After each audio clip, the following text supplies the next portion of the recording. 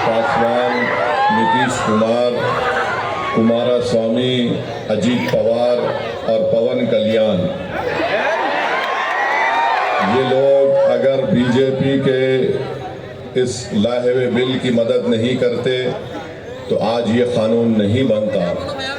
मेरी आपसे गुजारिश ये है कि आप कभी भी मत भूलिए चंद्रबाबू नायडू को, पवन कल्याण को, नीतीश कुमार को, चिराग पासवान को, कुमारस्वामी को, अजीत पवार को और जयंत चौधरी को। और आप अपने जमहूरी तरीके से जब कभी भी आपको मौका मिलेगा आंध्र प्रदेश में, आप चंद्रबाबू नायडू को हराइए, पवन कल्याण को हराइए। जब तक आप इनको सियासी तौर पर शिकस्त नहीं देंगे, इनका दिमाग ठिकाने आने वाला नहीं है। और हम शुक्रिया अदा करते हैं जगन मोहन रेड्डी का, इस बिल की मुखालिफत में वोट दिया, और उन तमाम सियासी पार्टियों का शुक्रिया अदा करते हैं जिन्होंने इस बिल की मुखालिफत में वोट दिया। कानून ऐसा बनाया गया है कि मिसाल के तौर पर आपको समझाने के लिए, यहाँ पर करनूल में गोल गुंबज की दरगाह है और वो आसार क़दीमा का भी उसमें रोल है। अब जब से ये कानून बन चुका है, वक्फ बोर्ड उसका मालिक नहीं है, ASI उसका मालिक बन चुका है। हम चंद्रबाबू नायडू से पूछना चाह रहे हैं कि आपने कितना झूठ बोला आंध्र प्रदेश की आवाम को कि कुछ नहीं होगा। तीसरी बात यह है कि गवर्नमेंट किसी भी मस्जिद को, दरगाह को, खानखा को आपसे छीन सकती है। आप इस खुशफहमी का शिकार मत रहिए, नहीं नहीं हमारे पास है, ये है। गवर्नमेंट कुछ भी सेक्शन 3C उठाकर पढ़ लीजिए आप, और फिर इसमें ऐसा कानून बनाया गया कि लिमिटेशन का कानून लागू कर दिया गया। अगर कोई 20 साल से, 12 साल से, 20 साल से वक्फ की जायदाद पर काबिज है तो चंद्रबाबू नायडू उसको मालिक बना रहे हैं। हम चंद्रबाबू नायडू से पूछना चाह रहे हैं, आपकी एक तरकारी की दुकान है हेरिटेज के नाम से, अगर वहां पर कोई 20 साल से कब्जा करके बैठ गया तो मेरी हो जाती, आपकी रहती। आप लिमिटेशन का कानून उस पर लागू कर दिए। RSS यही चाहती है कि इस मुल्क में उनके पास एक लिस्ट है उन मस्जिदों की, दरगाहों की, खानकाहों की, वो उसको हासिल करना चाहते हैं। और चंद्रबाबू नायडू और पवन कल्याण ने RSS के एजेंडे को सामने बढ़ाया है और RSS को इस मुल्क के सेकुलरिज्म को ख़त्म करने के लिए, इस मुल्क के आइन को, कॉन्स्टिट्यूशन को कमज़ोर करने के लिए चंद्रबाबू नायडू ने बीजेपी का साथ दिया। आंध्र प्रदेश में यकीनन तरक्की होनी चाहिए, मगर चंद्रबाबू नायडू आंध्र प्रदेश की आवाम को झूठ बोल रहे हैं। मैं अमरावती के लिए कर रहा हूँ। चंद्रबाबू नायडू अमरावती के लिए नहीं कर रहे हैं, सिर्फ अपने खानदान और दोस्तों के लिए आंध्र प्रदेश की बलीक लगा दिए दिल्ली में। कोई अमरावती का काम क्या हो रहा है बताओ आप। मगर अल्लाह का करम है कि हम देख रहे हैं कि इतने कम अरसे में 2024 में इलेक्शन हुआ, आंध्र प्रदेश की आवाम में अभी से चंद्रबाबू नायडू के खिलाफ गुस्सा पैदा हो चुका है।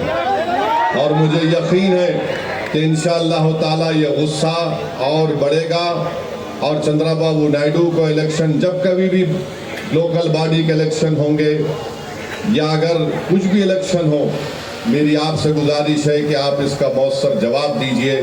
हमारे जो भाई तेलुगु देशम पार्टी में बैठे हुए हैं, अगर नायडू आपकी बात को नहीं सुनता, आप निकल जाओ पार्टी छोड़ के, छोड़ दो पार्टी को, आप कुछ नहीं कर सकते। देखो ये कानून मस्जिद को छीनने के लिए बनाया गया, ये कानून दरगाहों को छीनने के लिए बनाया गया, ये कानून खानकाहों को, कब्रस्तानों को छीनने के लिए बनाया गया है।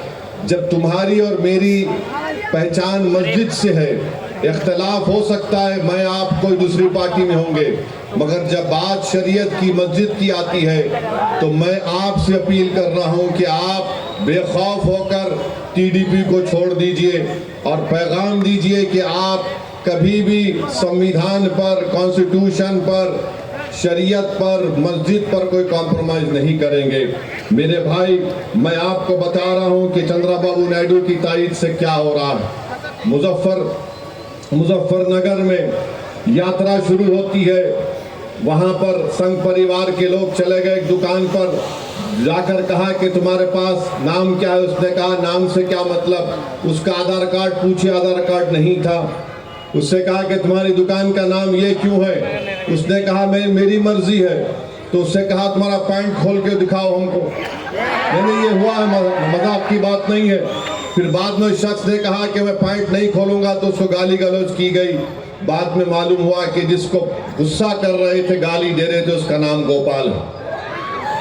अब बात आइए, आप इस मुल्क में इस तरह का नफरत फैलाई जा रही है मुजफ्फरनगर में, और चंद्रबाबू नायडू खामोश बैठे हैं। चंद्रबाबू नायडू से हम पूछना चाह रहे हैं, दत्तात्रेय होसोबोले ने कहा कि संविधान में से सेकुलर और सोशलिज्म के वर्ड को निकालना चाहिए। क्या चंद्रबाबू नायडू उस पर राजी हैं? अगर राजी नहीं है तो चंद्रबाबू नायडू को पब्लिकली कंडेम करना चाहिए दत्तात्रेय होसोबोले के बयान को, कि बेसिक स्ट्रक्चर का हिस्सा है हमारे संविधान का। आप देख लीजिए आर्टिकल 9 क्या है, आर्टिकल 15, 16, 25, 26, 27, 29 क्या है ये। और फिर वोटर लिस्ट में नाम को भी मजहब के नाम पर से नहीं निकाला जा सकता। आज चंद्रबाबू नायडू उसकी भी तायीद कर रहे हैं। मैं आपके सामने बता रहा हूं आखिरी बात, महाराष्ट्र में बीजेपी की सरकार है। नायडू जाकर फडणवीस से बड़े गले मिले, पप्पियां लिए थे उसको। वहां पर क्या हुआ? वहां पर मीरा रोड में, नया नगर में 7 बंगालियों को पकड़ लिया गया। एक का नाम महबूब और शमीम खान था, कंस्ट्रक्शन वर्कर थे, थाना डिस्ट्रिक्ट में पकड़ लिए। उसके बाद और 3 को पकड़ लिए। उसके बाद मियां बीवी को पकड़ लिए, फजल, मदल और तस्लीमा को। इनको पुलिस ने इनका आधार कार्ड देखा, बोले कि नहीं तुम बांग्लादेश के। उसने कहा मुर्शिदाबाद का हूं, बोले नहीं।